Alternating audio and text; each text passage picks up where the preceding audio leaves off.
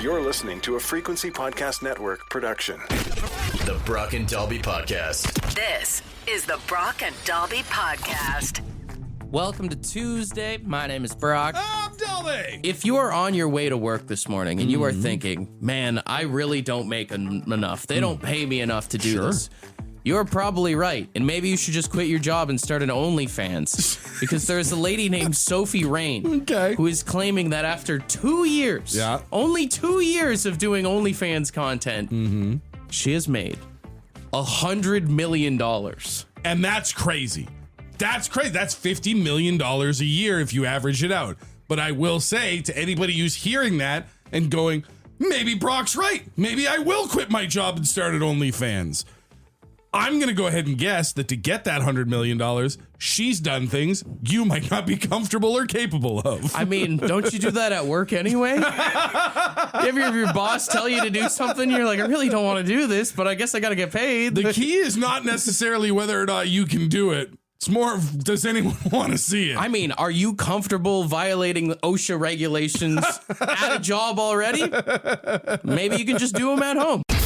This is the Brock and Dalby Podcast. You know, we talked about that Alex Honnold guy that climbed the skyscraper on Netflix. Dude, so I didn't watch the show, but I saw a video yesterday of someone who is inside the building, like filming him coming up past their floor.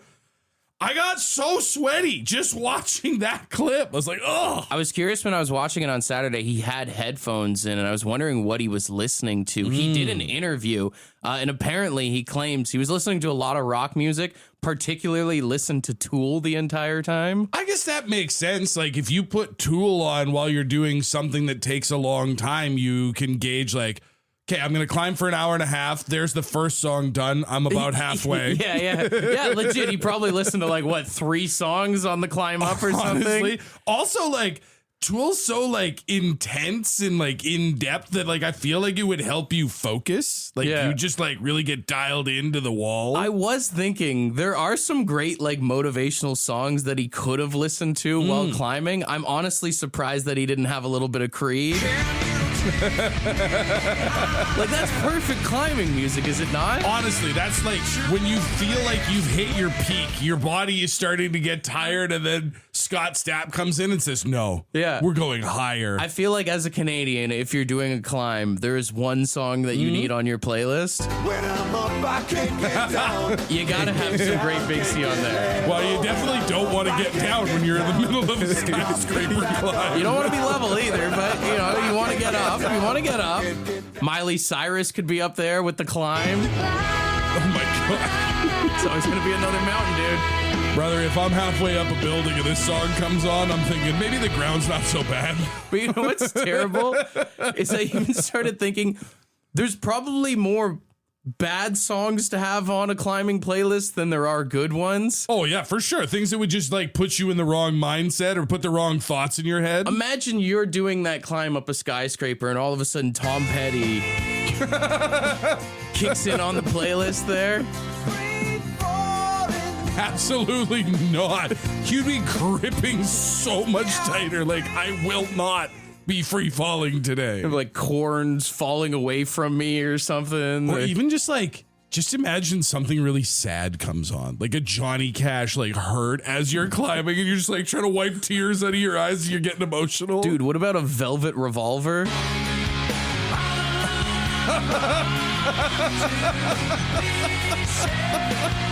It's an instant try and find your phone and kill the music real quick. Just nothing with the word fall can be in the playlist. It's just a really bad idea mentally. Dude, imagine this coming on. It's going down. I'm yelling timber. You better move. You better dance. Yeah, if Alex Honnold falls off the side of the skyscraper, you better move. Yeah. One of my favorite songs to listen to at the gym, but maybe not a climbing song. The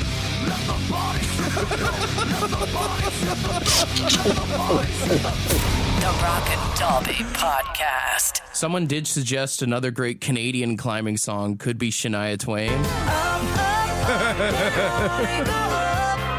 Can only go up from here. How did we not think of that one? That works. That's so good. We were talking about how that guy that climbed the skyscraper on Netflix listened to Tool pretty much the entire time. And, you know, we made the cheesy joke of like, oh, it probably only took him 3 songs to listen to get to the top. I was kind of curious, how long do you think it would take you to listen to the entire Tool discography? Ooh, start to finish every song? Yes. God. I mean, I want to say it's got to be at least a handful of hours. 5 albums and 1 EP. 5 albums, 1 EP. Yeah, that's kind of, I was going to lean somewhere around like the 6-7 hour mark. You know I what? hate that I said 6-7, but You're right on. yeah. 7 hours is what it would take you to listen to Tool's entire discography. So maybe not as long as you might think. They say the average Tool song is around 6 minutes. Yeah. With their longest being at 15 plus minutes with Tempest there, and their shortest being at under 3 minutes. Like, that's the thing, right? Is everybody likes to make the joke of like every Tool song is this super long, overcomplicated opera. And it's like, no, they just have songs like normal bands. They also do tend to go for the odd 12-minute song, Sure. but that's just here and there. Now, I was looking at some other bands here. How long do you think it would take you to listen to Metallica's entire discography? Ooh, now Metallica, I have to assume, would be longer. 11 albums there, yeah. Yeah, I mean, Metallica does have some short songs, but they've also got some 7, 8, 9, 10-minute bangers. I'll say that's a 14 hours. Pretty close, 16 hours. Wow. 16 hours it would take to listen to Metallica. Looking at Led Zeppelin works out to be around 11 and a half hours. Not bad. And that's not including any of like the live stuff or anything like no, that. I don't think that should be included. How long do you think it would take to listen to all of the Beatles' discography? Oh, God, 5-10 minutes before you threw up and put your head through a wall, right? Take a real guess. Okay. It's higher than both of those bands. Yeah, I mean, they just pumped out so much music when they were on drugs. Are they close to a day? Is it a 24-hour? 26 hours. 26 hours of the Beatles is literally how you get information out of a criminal. Now, the highest one has got to be Neil Young. He's released 40 studio albums. Yeah, the man's a machine. Whatever you think about him, he puts out music. How many hours do you think it would take to listen to Neil Young's discography? I mean, 40 albums, you got to be looking at, I'm going to say maybe like a full 2 days, like a 48-hour period. Higher. Higher? Dude, Neil, slow down. How 60. Higher. Out of here. It'll take you 80 hours to listen to Neil Young's entire discography. 4 days of Neil Young? What kind of drugs do you need to stock up on? You know what the crazy part is? Only like 20 of those songs are listenable too. This is the Brock and Delby Podcast. Lots of reasons to get together with your friends. Maybe you're watching a show or a sporting event. Maybe you're doing a board game or a video game night. Maybe you're just hanging out, having some beers. But a new trend has come up called admin nights, where Admin nights? grown-ups get together to hang out while taking care of things like paying their bills or booking doctor's appointments. Is this just an internet thing? I don't feel like that's a real thing people do. This is a real trend that, is people are finding it harder and harder to stay on top of all of the things that life throws at you, all the things you have to do. Instead of being at home and bored and by yourself, people are getting together. They're doing snacks and drinks and music and hangs and cleaning out your email inbox. This sounds like something that a guy tells his wife rather than saying, like, I'm going to go drink beers tonight.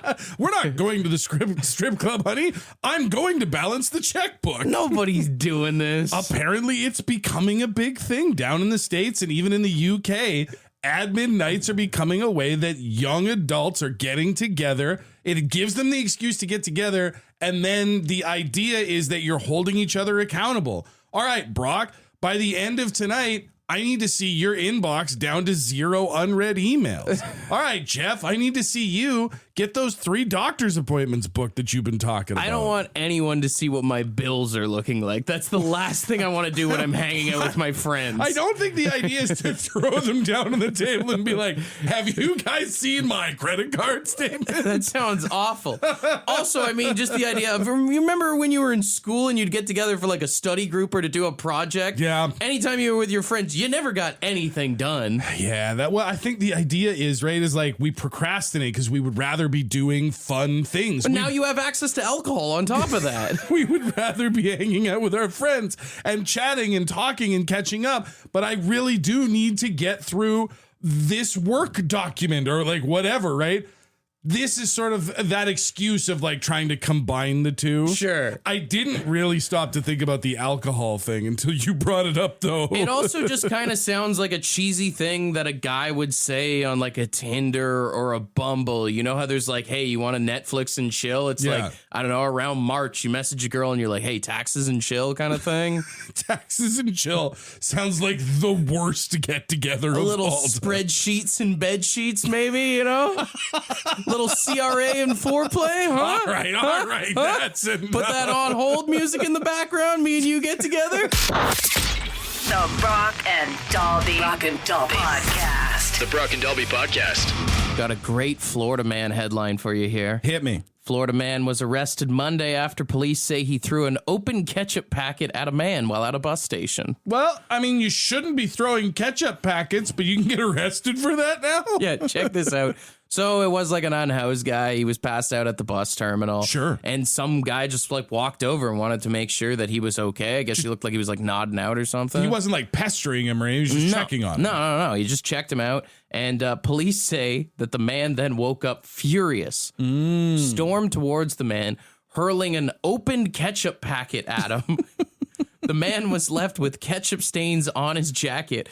And the best part is, like, from the police statement, the affidavit says the packet was leaking onto the ground. They have to write it like it's a film noir detective story. I love the idea of the cops showing up and being like, there's the evidence. Putting one of those little numbered signs down next to the ketchup packet to be like, this is a crime scene, people. Dude, he's facing a felony battery charge for this. That's a little excessive, I think. And I mean, you'd think people would sympathize with him. Like, you're telling me none of these officers has ever been woken up from a deep sleep and been pissed off at whoever did it? I think we've all been there before. I'm not going to lie. There's times where my own children have woken me up. And yeah, if I had a ketchup bottle next to the bed for whatever reason, don't ask me questions you don't want answers to, I might have thrown it at them too. I think there's got to be a law that, like, you got to give someone 2 minutes before you can charge them with any sort of offense. Like, when did you wake up? Yeah. How long were you out of bed for? What's the timeline here? Oh, you were still groggy? No, I get it. I've been there. The guy who is being charged with the felony battery told the officers he was only trying to give the man a ketchup packet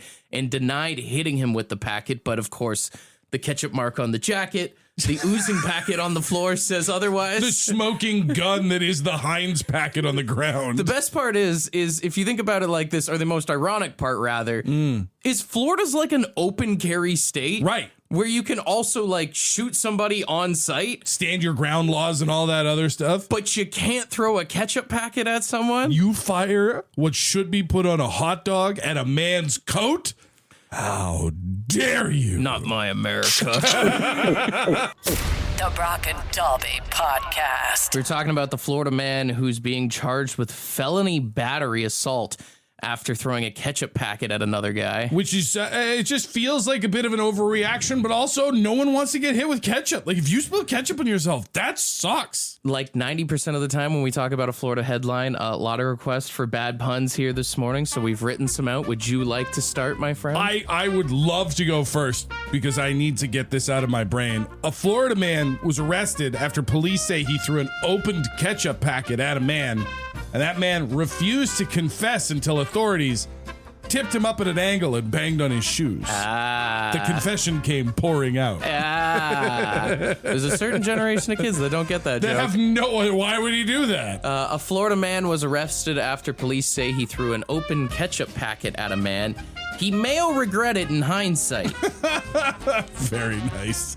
A Florida man was arrested after police say he threw an opened ketchup packet at a man, and sources say the man relished in his crime and that he must be punished. Oh, well done. Is that a triple play? That was a 3. That's a triple That was a play. 3. Thank you. I love that.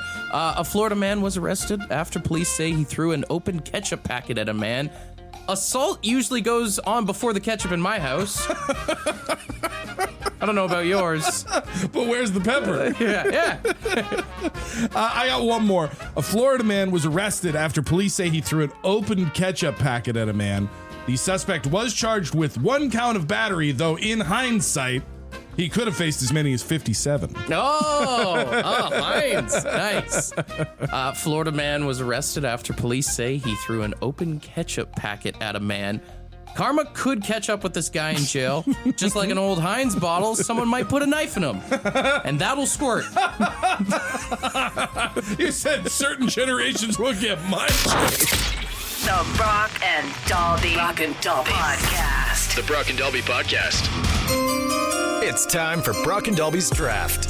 All right, after finding out about the recall of Pizza Pops due to E. coli contamination, we were talking about how it is one of the greatest microwavable foods of all time. Absolutely. But in case you bought the recalled Pizza Pops, you got to put something else in the microwave. So today we're going to do a little draft on what is the best microwave food. Pizza Pops is off the board because Yes. it is what inspired the draft here this morning. I did win rock, paper, scissors. Also, just to be clear, this cannot just be heating up leftovers. Yes. These are Yes. foods that are meant to be cooked from start to finish in the microwave. Good point. I did get number 1 pick, and with my number 1 pick, I feel like it's an easy one to take off the board right away. I'm just going to go popcorn. Popcorn was my number 1 pick too. Yeah. Popcorn has to be number 1. It's a staple in every household. You're watching a movie, whatever it is, it's the easiest thing to throw in the microwave for 2 minutes. It's the easiest thing to start a fire in your microwave as well. Absolutely. And I mean, like, you think about, like, people have, like, the air blow popcorn makers, the old school ones, the kettles, all that. You can go to a movie theater.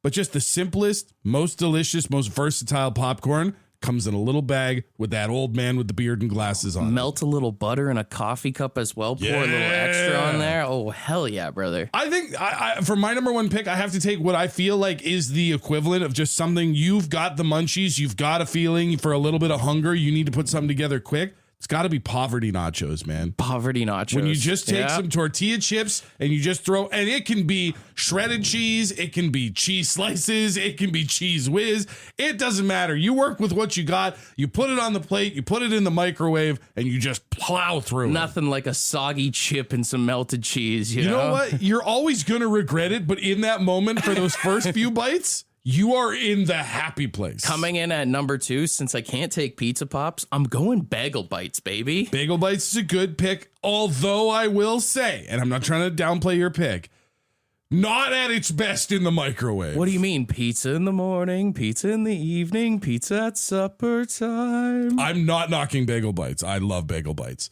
They're just so much better in the oven. Tony Hawk made me love Bagel Bites so much just from him being in those commercials. For my number 2, it's the old classic. It's every divorced dad or a child of a broken home knows all about the TV dinner, specifically the Hungry Man TV dinner. I was going to take Hungry Man, yeah. You gotta have the Hungry Man. My favorite thing about the Hungry Man was how they tried to hit all the food groups. Like, you'd have your Salisbury steak and then your peas or your corn. You get a little corn in the brownie too. It's like a weird foreshadowing of what's going to happen later. TV dinner, it's like nobody would pick it as their last meal. But if someone's like, hey man, you want me to heat you up a Hungry Man chicken fingers? You're like, yeah, I kind of do. Coming in at number 3 for the best microwavable foods, I'm going to go with the Pogo. The Pogo. Again, it's more toaster oven to oven, but I've never put a Pogo in a toaster oven before. you're missing out. Like, not toaster, like toaster oven. Yeah, Like, no, I get what you're saying. That takes too much time. Nuke it in the microwave for like a minute, throw some mustard on that SOB. It's the squishiness of the bread in the microwave that's off-putting But to the me. tip on the on the stick. on the wooden stick, Yeah. and you get to nibble that off Yeah, after. yeah. That's the best part of the Pogo. The Pogo scab on the dowel rod. Yes. Oh, num num num num num num num num num num.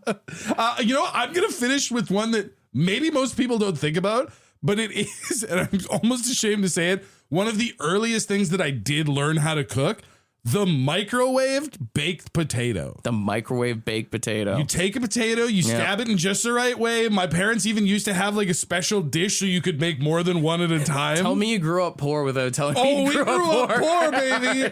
But I loved me. I would just be sitting there like by myself on a weekend watching cartoons. And I'd go make a microwave baked potato, a little sour cream, some fake bacon on there. We're having a party. All right, we'll run through the picks here. For best microwavable foods, I've got popcorn in at number 1. I got bagel bites in at number 2. And I got pogos in at number 3. I got poverty nachos at number 1. I got the Hungry Man TV dinner at number 2. And I got the microwave baked potato at number 3. This is the Brock and Dalby Podcast. The microwave draft was pretty close, but I'm man enough to admit when I've lost. Is coming your way. A lot of hungry men out there that love the Hungry Man. I honestly didn't know that the Hungry Man was going to be so instrumental in my victory, but I am also very touched in my heart at how many other people were like, hell yeah, poverty nachos. Yeah. You know your audience. You know your microwave foods, too. Absolutely. A lot of things we left off the board, though. I mean, none of us took Hot Pockets. No, didn't take Hot Pockets. I felt like it was too close to the Pizza Pops. Jamaican Patty was left off of there. See, I feel like growing up north and then out west, like that's not a thing. It wasn't until I moved to Ontario that people were like, yo, what about this? Oh man, that's a staple. Mr. Noodles, the KD, the quick KD as well. I had cup noodles as an alternate on my draft board. The if you're saying the craft dinner that comes in the microwave cup, it is 7 minutes in the pot to boil the real thing. My mom worked nights and she wouldn't let me touch the stove, dude. Come on. Don't disrespect me like that. Someone said eggs in the microwave. I mean, I get it. You can make an omelet real quick, but the smell, dude. There is a recipe that went viral last year for scrambled eggs in the microwave. Sure. Chefs were sharing, not like regular people, like Michelin star chefs were sharing this Do it at recipe. home, not at work, though. Well, that's fair. Yeah. Cake in a cup as well. Mug cake is a huge hit with my kids. Now- it is a stellar item. Now, here's the thing. This all started because of the Pizza Pop recall. Yes. And we got a text from Shane, and he said McCain Pizza Pockets are 10 times better than Pizza Pops. Sorry, you said this was from Shane? Yeah. More like shame. I agree with Don't the man. do this. What do you mean? Don't fracture our friendship like this. Pizza Pocket over Pizza Pop they're bigger. Absolutely not. They're bigger. It's They're round. not bigger. They're just rounder. It's bigger. It's not bigger. Are you rounder than I am? That's a low blow, and you know it. I'm standing by my statement. The Brock and Dalby Podcast. The Brock and Dalby Podcast. What the hell did you just... What the... is that song? What did he... All right, we've got $100 in Lotto 649 tickets for tomorrow's jackpot on the line right now, and we're going to play What the Meow guitar solo edition. Reverse guitar solo edition. You guys meowing to us, and today we thought it would be really funny to hear you try and take a crack at meowing any of the guitar solo from Freebird. One of the greatest guitar solos of all time. So we've got some guitar meowls here on the line, and we'll play them. Let us know, 762-555, what you think is the best one. We'll start with Calder here. So won't you fly,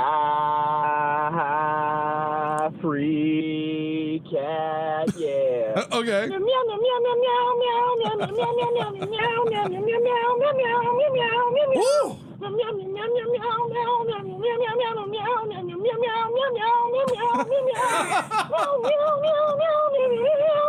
Dude, he's got some good lungs. This man knows his free cat. Oh my God. Good job, Calder. Hot start there. Very good. Okay, let's move on to some of our other cool cats and kittens here. We've got Matt.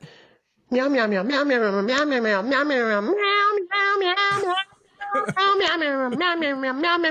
meow meow. It's such a mouthful to do. It's very hard, like, just to get your consonants to roll together like that. I know the vet where I take my dogs, they listen in the morning. I hope we're not sending the cats going crazy here right now. We've got Brad here. That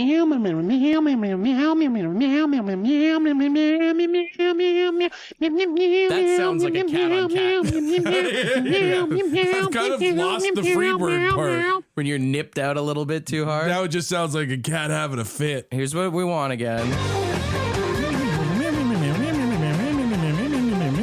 All right, let's do a couple more here. I believe this is Sean that we've got here. Let's have a little listen.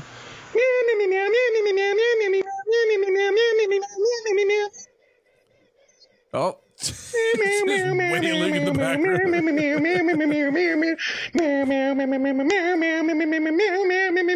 It sounds like a weird like piano song. You know what it sounds like? It sounds like Carol of the Bells. Yeah. Meow, meow, meow, meow, meow, meow, meow. Ding, fruzzer done, ding, fruzzer done, ding, fruzzer done. Is that not what that is? Not quite what we're looking for here.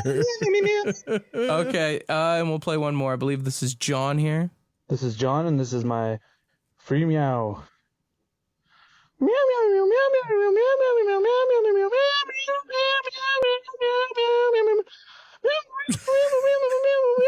Kind of sounds like Miss Piggy. Thank you. We are on the same wavelength on that, brother. Yeah. Dead on Miss Piggy doing what the meow. All right, 762-555. What are we thinking? We've got Calder, we've got Brad, Sean, John, Matt here. Oh, thank you to everybody who sent in all of your voice memos. I really think Calder kind of took it out the gate here, right? And with a little bit of the singing at the beginning. That's just it. And people are going to be like, well, you didn't ask us to do that. No, but we always say, take it above and beyond. Be creative. Have fun with it. That's how you catch attention. And that's what Calder did. It's like doing a presentation in school. Bonus marks here. Absolutely.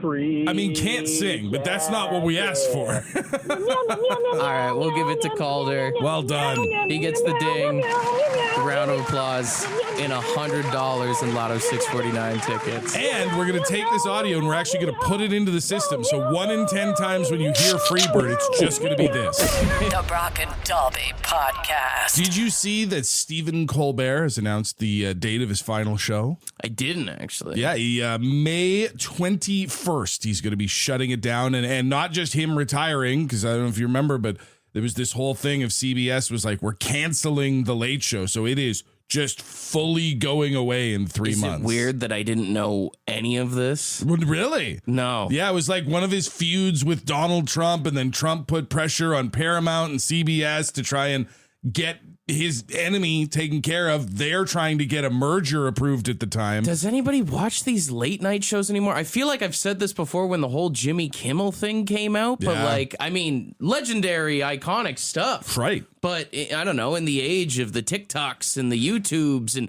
I mean, I feel like the only time I see any of these late night show clips is, pretty much online now. That's kind of the irony, is like, it's part of the mass media broadcast television scene. Late night been around forever. I mean, even the late night show that we're losing here started in the 90s with Letterman, and then when he retired, he passed it on to Colbert, and it's been running for like 30 years. But yeah, in 2026, like, YouTube's homepage, if you go to YouTube without logging into your own account, the first things you'll see are Fallon, Myers, Colbert, and Kimmel. It's kind of like Saturday Night Live. Like, I always see clips of that online, but I don't know a single person that stays up late to actually watch the show. I think it's I don't know how many people actually have cable anymore. Yeah. It's weird to think that there's a generation of kids coming up right now that have no idea what it's like to like beg their parents to rush home because their favorite show starts at 7 o'clock. Right. Well, I mean, even I remember living in Hay River, Northwest Territories. It was 4 p.m. Jeopardy, 4 p.m. Wheel of Fortune, 4:30 Jeopardy, 5 p.m. classic reruns of The Simpsons. And it was like my bus from school would get home at like 3:45, 3:50, race in the house, grab a quick snack, and get in front of the TV to watch those shows that I liked. Dude, even stuff like begging your parents to order like a pay-per-view for WWE back in the day, and my old man being like, I ain't paying $69 for that crap. Yeah, my mom was the classic every time. You know it's fake, right? Yeah. I still want to watch WrestleMania, Mom. Dude, I remember going to the movie theaters to watch that. But even think about like little things of like, it's a commercial break and you like run to the bathroom. You know, you had 2 minutes to go pee and come back or like grab a snack, whatever it is. That's right. Yeah, wait, even if you had like brothers or sisters or family or whatever, like everybody would scatter in different directions. Cause I've only got 2 minutes and it's like, I need a glass of water, but I also have to pee, but my sister is closer to the bathroom than I am, so I'm going kitchen first. And it just becomes this like mad dash, and then everybody crashes back into the couch as the theme song plays you back in. You're like, yeah, we did it. And I mean, we were just talking about how like internet has ruined cable, but I mean, obviously everybody knows that the internet has so much smut on there. Kids today do not know that City TV on Friday nights, if you stayed up late enough, you could catch some, some soft action on there. You know? Well, I'll take you back even further, because when I was hitting a certain era of my life, when I would go live with my dad back when we knew where he was, he had one of those big giant satellites that you could watch move as you change channels. Oh, yeah. And if you moved it to a certain angle, you didn't pay for the channels, but you could still kind of make out what was going on. And it was not soft. It was not softcore. Dude, I even remember going through like the cable guide and you'd scroll down to those certain channels and just start reading like the titles of things and being like, woo-wee. That was 50 Shades of Grey for a whole younger generation. This is the Brock and Dalby Podcast.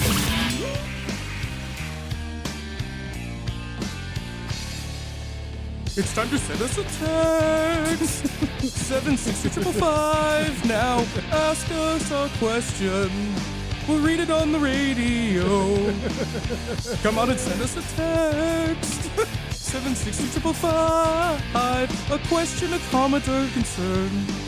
Anything you want. Send us questions now. We'll read it on the radio. You sound like Jason Segel doing that vampire rock opera thing from that movie. It's a great compliment. Thank you. All right, let's get her going. 762-555. I'll start off with this one here. Who you got winning the Super Bowl? It's Pats and Seahawks. Seahawks, easy. The Pats did not look good against the Broncos. The Seahawks have looked dominant in the playoffs against both the Rams and the Niners. Well, even I'll say as a Patriots fan, I mean, it's good to be back to the glory days, but also had a pretty easy season there. Play a lot of second string quarterbacks, a lot of rookies, played Joe Flacco at one point. I mean, it would have been a really interesting change if the Broncos, Bo Nix, hadn't gotten hurt in that playoff game. Had he been there to maybe lead the team over, would the Broncos have had a better chance? I don't know. Keep in mind, I say this as someone who maybe doesn't hate a football team more than the Seattle Seahawks. I'll be very bummed out if and when they win the Super Bowl. Sam Darnold does have a cool story, though. Sure. Yeah. I mean, he's still wearing the wrong jersey. Yeah, sure. That's the thing, is like, I can get behind like a good personal interest story and a good underdog or whatever. He's still wearing a Seahawks jersey at the end of the day, and I don't want him to do well because it means the fans I hate will be happy. Yeah, it was like watching Doug Gilmour play on the Habs. Yeah. You know, sometimes you can like a player and still not want him to win. If you lived in Pee Wee's Playhouse, what furniture would be the worst to hear talk? It's got to be the toilet.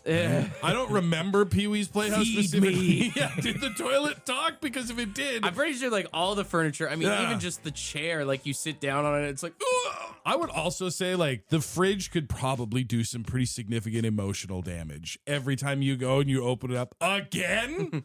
All right, man, listen, I'm snacky. Are you going to eat this salad in the back here, or what are you doing? Dude, imagine the bed, too. No, I don't. You know what? Now that I think of it, what would be the one piece of furniture you'd want to hear from? Because I don't think it's any. The lights. The lights would be nice just to be like, hey, turn me off, dude. I think that's the problem, is then you go and lay in bed and all of a sudden you just hear screaming for you left me on again. Do people who leave snow on their cars know that they suck? I mean, I just feel like they obviously just don't care. That's just it. It's not that they know or they don't know. Your opinion of them is irrelevant. It's people that leave snow on their cars and drive around. It's like a weird confidence in a sense, if you think about it. It's a confidence that I almost wish I had. You know, it's like, you know that saying, dance like nobody's watching? Yeah. Drive like no one's on the road. Drive with snow on your car like nobody else matters, right? It's honestly, like, the snow is bad, but it's also the people who don't clear ice off the window. They'll just scrape like just a little line to be able to see, or what they think is being able to see.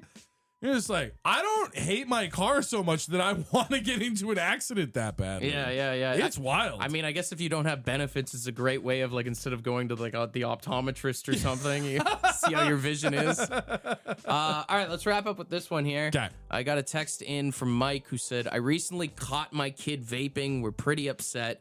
Any suggestions for punishments?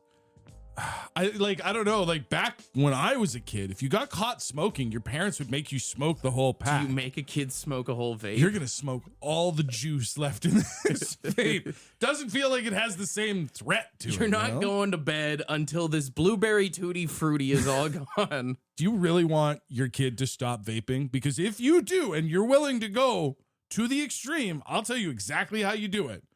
You give him his vape, let him take a puff, and then take a picture of him while he's vaping and show it to him. Yeah. If he still wants to vape knowing he looks like that, he's a lost cause. I'm still hung up on the smoking the whole vape thing. I mean, even if you caught your kid like zinning, do you just like, you're going to put all these pouches in your mouth? Just stuff his lip full and tape his mouth shut? Yeah. How you like it now, Enjoy Tommy? the head rush, bud. Want to be a part of the podcast? Leave a message on the Bad Line. The Bad Line is the answering machine for the Brock and Dalby Show. To get the number, text the word BAD to 762-555. Thanks for listening to the Brock and Dalby podcast.